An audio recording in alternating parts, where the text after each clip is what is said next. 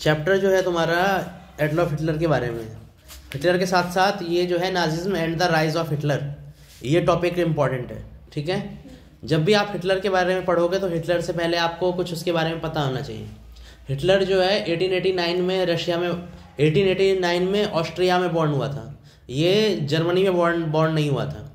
पहले जर्मनी और ऑस्ट्रिया जो है वो एक ही हिस्से में आता था, क्योंकि जर्मनी और ऑस्ट्रिया की जो एथनिक्स है ना वो सेम ही एथनिक्स है। जो हिटलर जो था उसके टाइम पे फर्स्ट वर्ल्ड वॉर में वो जर्मनी में मिलिट्री में शामिल था, मिलिट्री हेड तक में शामिल हो चुका था, वो कॉलोनल तक गया था। और जब फर्स्ट वर्ल्ड वॉर हुआ था उससे हिटलर काफ़ी ज़्यादा उसको धक्का लगा था, एक डिफीट सहनी पड़ी थी जर्मनी को। जब से उसके मन में ना एक अलग ही एंथुसियाज्म था, एक अलग ही सोच थी हिटलर की। अब हिटलर जो था उसने जेल में एक बुक लिखी थी, मीन कैंप, मेरा संघर्ष।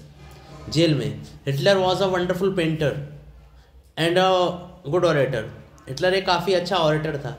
जब वो स्पीच वगैरह देने लगता था तो लोग थे ना एक जगह पर भीड़ लगाकर उसको देखने लग जाते थे। और कुछ लोग का मानना है कि हिटलर ही फर्स्ट वर्ल्ड वॉर का कॉज भी, सेकेंड वर्ल्ड वॉर का कॉज भी हिटलर ही था। अब हिटलर के बारे में जब भी आप पढ़ते हो तो उससे पहले आपको ना फर्स्ट वर्ल्ड वॉर से पहले कहा जाता है कई सारे लोगों को, 6 million Jews, 2 lakh gypsies, 1 million Polish civilization, 1700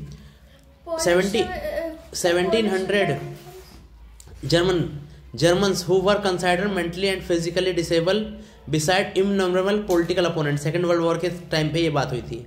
birth of Weimar Republic. Weimar Republic क्या था अभी हम उसके बारे में डिस्कस करने वाले हैं। देखो जब फर्स्ट वर्ल्ड वॉर हुआ 1914 से लेकर 1918 के बीच में फर्स्ट वर्ल्ड वॉर हुआ था कि एक जहाँ किंग को ना मार दिया गया था, एक ब्लैक हैंड ऑर्गेनाइजेशन ने मार दिया था। ठीक है, और उसमें ना क्या हुआ था कि सब कंट्री ने, जर्मनी जो है पहले ही कूदा था फर्स्ट वर्ल्ड वॉर में। फर्स्ट वर्ल्ड वॉर में इटली भी था, ऑस्ट्रिया और हंगरी एम्पायर, इसके अलावा ओटोमन तुर्की, ये फर्स्ट वर्ल्ड वॉर में शामिल थे। अब जब फर्स्ट वर्ल्ड वॉर हुआ था तो इसमें यूएस की तो एंट्री एकदम से ही हुई थी। यूएस पहले नहीं था, यूएस हर वॉर में बाद में टपका है। जब फर्स्ट वर्ल्ड वॉर हुआ, इसमें फर्स्ट वर्ल्ड वॉर का सबसे बड़ा रीज़न था इम्पेरियलिज्म। इम्पेरियलिज्म का मतलब फर्स्ट वर्ल्ड वॉर में ज़्यादा से ज़्यादा कंट्री थी, उन्होंने अपने खुद के रिपब्लिक बनाने स्टार्ट कर दिए थे। कंट्री ने अपने ज़्यादा से ज़्यादा,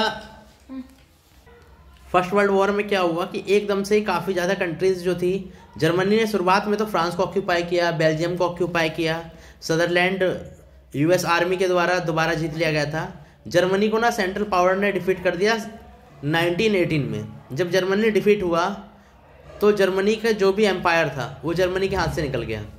ठीक है, जर्मनी की जो रेसिस्ट पार्टी थी वो हट गई।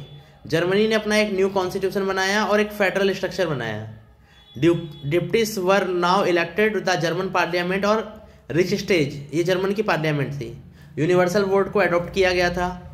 अब जो नया रिपब्लिक था वो बहुत बड़ा रिपब्लिक था, बट फर्स्ट वर्ल्ड वॉर के कारण यहाँ की इकोनॉमिकल कंडीशन तो जो थी वो काफ़ी ज़्यादा ख़राब थी। और फर्स्ट वर्ल्ड वॉर के कारण जर्मनी को काफ़ी ज़्यादा ह्यूमिलेशंस भी सहना पड़ा था। जब फर्स्ट वर्ल्ड वॉर में जर्मनी हार गया था तो ब्रिटेन, फ्रांस, जो भी कंट्री विनर कंट्री थी ना, उन्होंने इसके ऊपर काफ़ी ज़्यादा रिस्ट्रिक्शंस लगाने चालू कर दिए, जिसे ट्रीटी ऑफ वर्साइले कहा जाता है, Versailles. With the allies was a harsh and humiliating peace. Germany lost its overseas colony, a 10th of its population, 13% territory अपनी लॉस कर जाती है। इसके साथ साथ जर्मनी के जितने भी आयरन एंड कोल फील्ड होते हैं उनका मैक्सिमम हिस्सा फ्रांस, पोलैंड, डेनमार्क, लिथुआनिया, इन सबको चला जाता है। और जर्मनी जो है काफ़ी ज़्यादा ख़राब हो जाती है। जर्मनी की कंडीशन काफ़ी ज़्यादा हार्श हो जाती है। अब तो बहुत अच्छी कंट्री है। The effect of the war had devastating impact on the entire continent, psychologically और फाइनेंशियली भी। From a continent of creditors Europe turn into the debtor. कहा जाता है कि यूरोप जो था वो पहले पूरी दुनिया को उधार देता था, अब वो डेप्टर बन गया। In fact Weimar was a being made to pay the sins of old empire. जो नया वाइमर रिपब्लिक बना है उसे अपने पुराने किए का सारा भुगतान करना पड़ा। जर्मनी को नेशनल ह्यूमिलेट किया गया, जर्मनी को नेशनल। उसे कहा गया कि भाई वॉर आपके कारण हुआ है तो आपको ही कंपनसेशन देना पड़ेगा। और वहाँ पर socialist, Catholic, democratic became easy target of attack. सभी लोगों ने क्या करा, एक दूसरे पर अटैक करना स्टार्ट कर दिया। जर्मनी की इकोनॉमिकल कंडीशन इतनी ज़्यादा ख़राब हो गई थी कि वो 1930 के बाद जर्मनी की इकोनॉमिकल कंडीशन सुधरनी स्टार्ट हुई थी, जब हिटलर ने जर्मनी को दोबारा से रिबिल्ड करना स्टार्ट किया। वर्ल्ड वॉर जो है पहला हुआ था 1914 से 1918, दूसरा हुआ 1939 से 1945। तो ये कब की बात है? ये इसकी हालत कब से?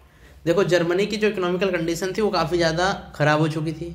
जर्मनी को हर चीज़ का कंपनसेशन देना पड़ रहा था। जर्मनी की जो करेंसी थी उसका डिवैल्यूएशन हो गई थी, उसकी वैल्यू काफ़ी ज़्यादा घट चुकी थी। जर्मनी जो था वहाँ पर काफ़ी ज़्यादा इकोनॉमिकल कंडीशंस ख़राब हो रही थी। जर्मनी को हर यूरोपियन कंट्रीज जो थी नीचा दिखाना चाहती थी, इस समय की बात थी, और सारे सेक्शन जर्मनी के अगेंस्ट ही लगाए गए थे। उस समय एक ऑर्गेनाइजेशन भी बना था, लीग ऑफ नेशन, जिसकी ये डिमांड थी ना कि आने वाले टाइम में जो वर्ल्ड है उसमें पीस इस्टेब्लिश करवाया जाए, लेकिन league of nation peace establish नहीं कर पाया। Political radicalism and economic crisis, मैंने बोला यहाँ पर काफ़ी ज़्यादा भुखमरी आ गई। कई दिनों तक लोग जो थे सड़कों पर इकट्ठा होने लगे कि भाई उन्हें कोई ना कोई वर्क मिले जिससे वो अपना लिवलीहुड चला सके। जर्मनी की कंडीशन इतनी ख़राब थी कि यहाँ पर Germany had fought the largely on loan and had to pay war reparation in gold. This depleted gold reserve at the time were 1929। Germany की जो इकोनॉमिकल कंडीशन थी और ज़्यादा ख़राब होने लगी, क्योंकि जर्मनी का जो भी कोल फील्ड था, रूअर, जो भी जर्मनी की इकोनॉमी थी वो तो दूसरों के कंट्रोल में थी, जिसके कारण जर्मनी की जो करेंसी थी उसकी वैल्यू काफ़ी ज़्यादा घट गई। एक कहा जाता है US dollar was equal to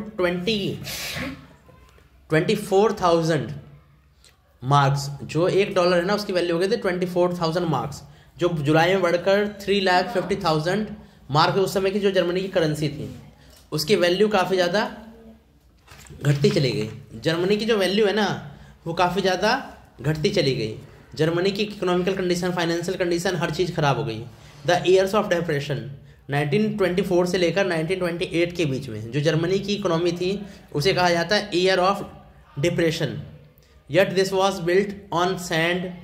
German investment and industrial recovery were equally dependent. Germany की जो भी इकोनॉमिकल कंडीशन थी वो इक्वली डिपेंडेंट थी शॉर्ट टर्म लोन, जिसे लार्जली USA ने दिया था।